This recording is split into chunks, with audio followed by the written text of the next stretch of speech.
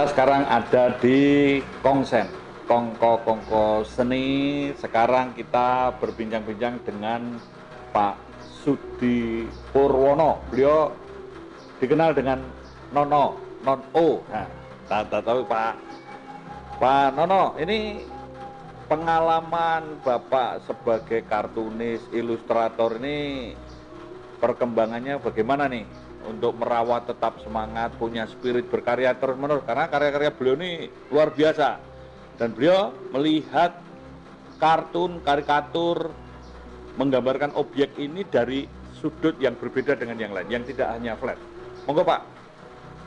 Ya, kalau menurut saya perkembangan kartun sampai sekarang ini cukup bagus, dan saya beruntung bisa mempunyai spirit untuk tetap berkarya. Dan bagi saya adalah kartun adalah kehidupan. Jadi sama seperti Pak Kris yang bilang bahwa semua aspek kehidupan itu adalah seni. Sedangkan Pak Kris mengekspresikan dengan media lukisan, sedangkan saya dari media kartun. Itu saja seperti itu. Kartun itu bagian kehidupan yang menghibur ya Pak ya, memberikan suatu apa ya, ice breaking begitu. Ice breaking atau bahkan kadang-kadang memberikan satu ide-ide, satu inspirasi yang tentunya juga semuanya positif, karena kan menurut saya bahwa kartun itu akan lebih mudah diterima, mudah dimengerti karena cara penyampaiannya ringan, bentuknya humor, nggak terlalu serius, kira-kira seperti itu. Artinya kalau zaman dulu sudah ada guyon maton Pak. Guyon maton, guyon parikeno ya. Atau ngudoroso Pak, itu ngudari rasa ya. Jadi Pak Nono ini karya-karyanya ini lebih kepada posisi-posisi yang mungkin lebih rigid lagi. Ada lalu lintas, ada pasar, ada apa nih Pak Nono? Biasanya kan kalau cerita ini hirup pikuk kehidupan.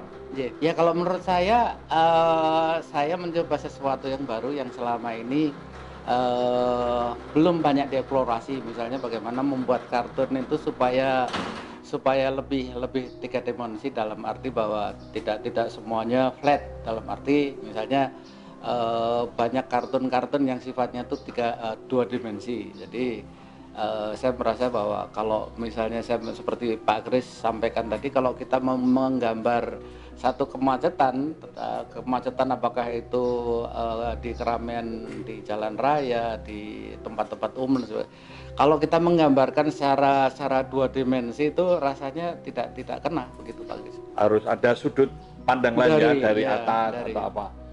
Ya. Pak Nono ini seringkali menggambarkan kehidupan yang hiruk pikuk, entah itu di lalu lintas, entah perkotaan, entah pasar, entah pokoknya rame. Tetapi di sela-sela keramaian itu ada suatu sisi yang lucu. Nah ini gimana Pak Nono ini bisa menangkap orang dalam kehidupan, berarti lucu gitu kan? Sebetulnya semua kehidupan itu lucu. Jadi kelihatannya semua kehidupan lucu. Ya.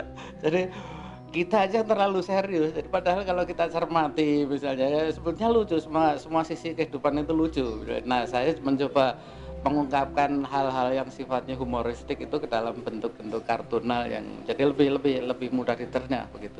Kepekaan untuk menangkap kelucuan itu tidak mudah. Nah, ini perlu kecerdasan loh Pak Nono. Menurut saya kalau nggak peka ini kan kita nih terlalu menentang begitu ya, tapi tiba-tiba Pak Nono, wah ini lucu gini. Ini gimana itu? Mendapat ide-ide lucu-lucunya dari kehidupan itu gimana Pak? Sebetulnya kelucuan itu kan secara disadari maupun nggak disadari kan kita lakukan. Nah, jadi lucu itu disadari atau tidak disadari itu sudah lucu.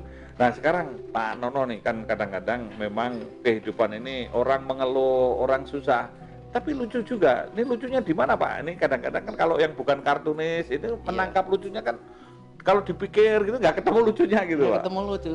Justru lucunya karena tidak lucu itu jadi lucu. Lucu yang tidak lucu. Atau lucu ketemu dari ketidaklucuan.